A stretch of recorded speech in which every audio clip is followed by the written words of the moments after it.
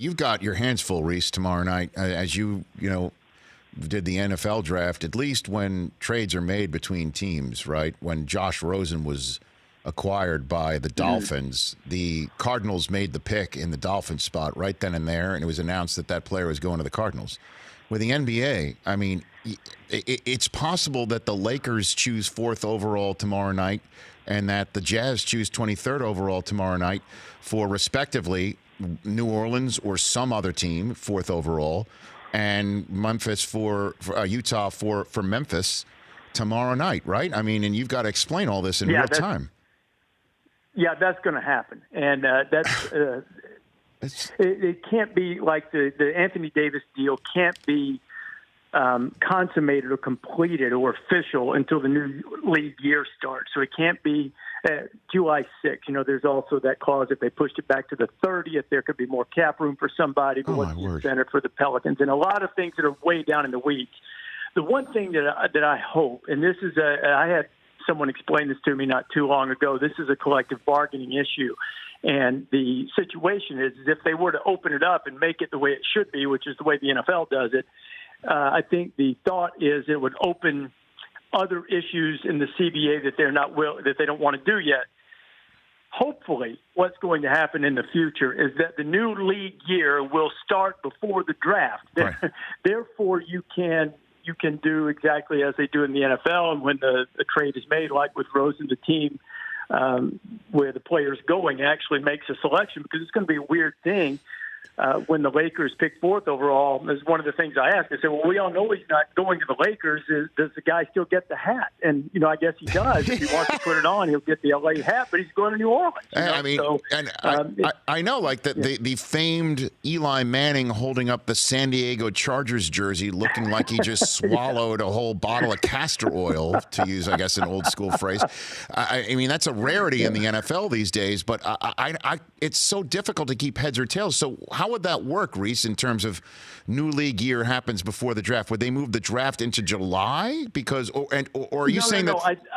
What would happen? Now, look, I'm speculating here and throwing out my opinion. What I would like to see, and I think would be better for our draft, and maybe they'll say, hey, look, that's good for your draft broadcast, but not our business. Right. But it would be great if the new league year started, say, after the finals or whatever, and a few days after the finals, you kept the draft about the same time. You said, okay, now maybe you can't pursue free agents until the July 1st date, which they've always had. But in terms of what the finances are and whether trades will work, here's the date before the draft, and because the Lakers and Pelicans would like to find another team or teams to add another layer to this to give the Lakers some more cap space.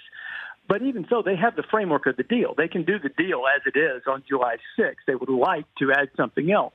But my understanding is that, the deal can be done as it is now. Right. What I'd like to see is for the new league year to start so that we can finish this and that the deal can be done and that we know and if the Pelicans will pick 1st and 4th unless they trade the pick. So hopefully that's what will happen. But again, I'm speaking completely selfishly for the good of our draft. No, look, Rece. I mean, obviously, a draft being viewed is a crucial PR element for any sport in any league.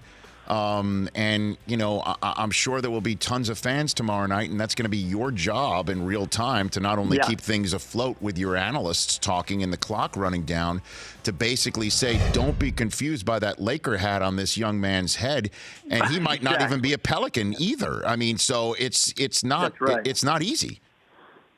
No, you're right, and that is something that I'm going to have to be very cognizant of and have everything in front to remind people, this pick is part of this proposed trade. That's the verbiage they like for us to use, a proposed trade. Okay, good. It is deemed official.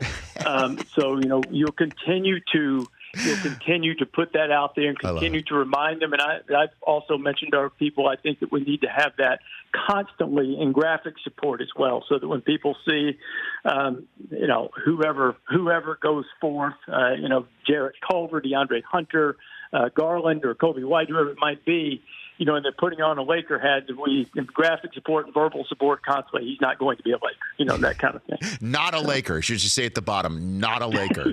We don't know where he's going. I would wonder if the guy, and the other thing too, and this is more of a sentimental type deal. You work your whole life. You have this great moment, right? Right. And you get drafted, and you're a lottery pick. You're in the first round, and you know that you're not going to this team. And boy, you've always dreamt of putting on that hat, and you're putting on a hat that's not going to be your team. It's sort of I sort of hate it for the young men who are in that situation. If I'm not mistaken, Rece, you've had in the last couple of years at some point somebody talking about what it meant to him to be drafted by that team, and got really emotional or told a story or they rooted for this team.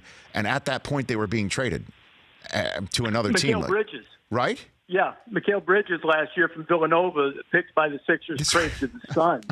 And, he was, I shouldn't laugh, at the time, he was a Philadelphia guy and, played at Villanova and, was very excited about it. And then, then he was part of the deal. And, look, that's part of the business of it. And I understand, it's not all about sentiment, but yeah, if with his situation, they were still working on a deal. With this one, the deal's already done, so you'd like to see him be able to have his moment, the proper attire. Although, as you rightly point out, maybe picked by the Lakers for the Pelicans and still not wind up a Pelican either. So this might be an example in which it's an unavoidable situation. For more of The Rich Eisen Show, tune to Audience Channel 239 on DirecTV for free on BR Live or download the Rich Eisen Show app.